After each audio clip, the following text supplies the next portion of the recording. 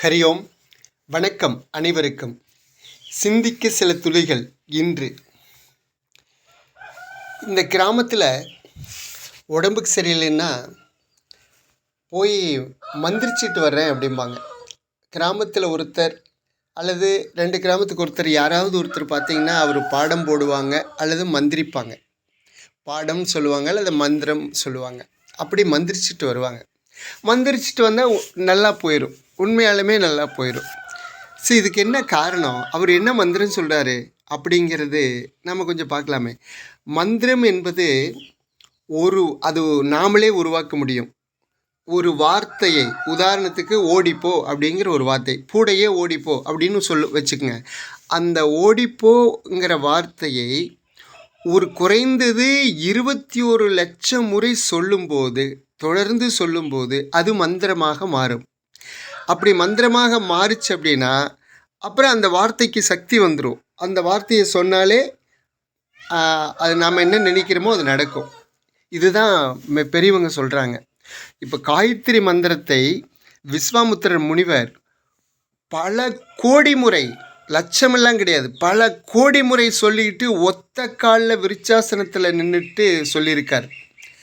இன்னொரு முறை சுத்து வரை நெருப்பை ஏற்றி நடுவு நின்றுகிட்ட அந்த காயத்ரி மந்திரத்தை சொல்லியிருக்கார். அதனால தான் அந்த மந்திரத்துக்கு அவ்வளோ சக்தி. மந்திரம்னு சொன்னாலே லட்சக்கணக்கான முறை அதை சொல்லும்போது அதுக்கு பவர் வருகிறது. அதுதான் மந்திரம். இப்போ உதாரணத்துக்கு எங்கள் ஊரில் ஆலாம்பலத்தில் குமரன்னு சொல்லி ஒரு பெரியவர் இருந்தார். இப்போ இல்லை, இறந்துட்டார். அவர் மந்திரிச்சிட்டு இருந்தார். ஒரு நாளைக்கு பார்த்தீங்கன்னா ஞாயிற்றுக்கிழமை வியாழக்கிழமை அவர்கிட்ட குறைஞ்சது 100 பேர் வருவாங்க. அந்த மந்திரம்னு சொன்னால், மந்திரிக்கிறதுன்னு சொன்னால் குறைந்தது 48 முறை அல்லது 108 முறை சொல்லணும். 48 முறை அப்படின்னா 100 பேர்த்துக்கு எத்தனை முறை? அப்போது வியாழக்கிழமை 100 பேர், ஞாயிற்றுக்கிழமை 100 பேர், ஒவ்வொருத்தருக்கும் 48 முறை சொல்கிறார்.